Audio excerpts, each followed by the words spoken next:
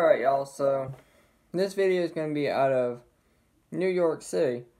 Now, Mayor Bill de Blasio wants the NYPD cops to confront people who hurt other people's feelings. That's right.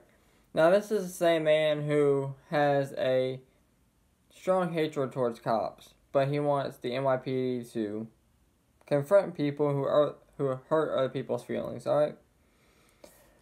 So let's go through this, alright?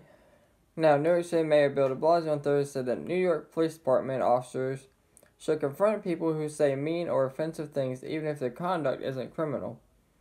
De Blasio made the remarks during a press conference on March 18th when the subject of hate crimes and discrimination against Asian Americans in New York City was brought up. Alright, now I will say this before I go any further, alright? There's a difference between discrimination, hate crime, and having your feelings hurt. Those are three different categories, alright?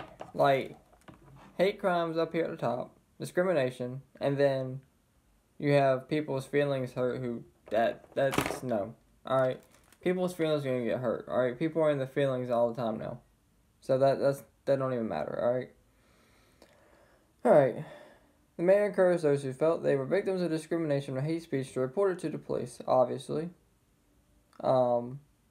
Again, if you're one of those two, that's different, alright? But as far as getting your feelings hurt, no.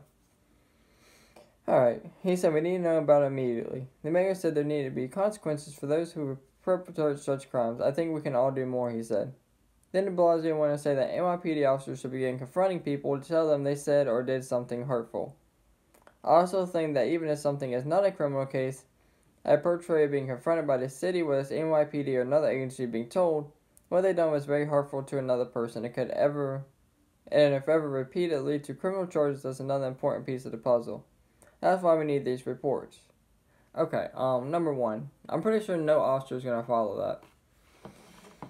Like, what officer is gonna be like, hey, he hurt your feelings because he said it's sunny outside. So if you say that again, it could be criminal. No officer is gonna follow that. Like, people get offended over the smallest things now.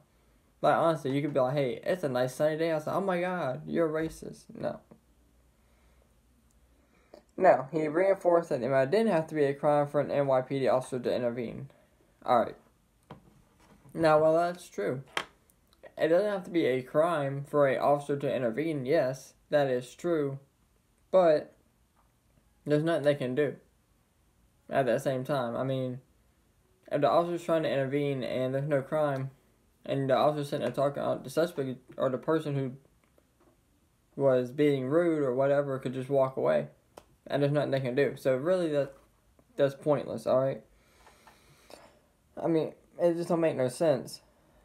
Now, the NYPD is a great example of one of the things officers are trying to do is give warnings. De Blasio said, if someone has done something wrong but not rising to a criminal level, it's perfectly appropriate for an NYPD officer to talk to them to say that was not appropriate. And if you did that on a higher level, that would be a crime. I think that has an educating impact on people. Number one, people know the laws, alright? I mean, they know the laws. You know the difference between hurting someone's feelings and threatening them and hate crime. You know the difference there, alright? Completely big difference between hurting someone's feelings and threatening them. We all know the difference here. We're all grown, alright?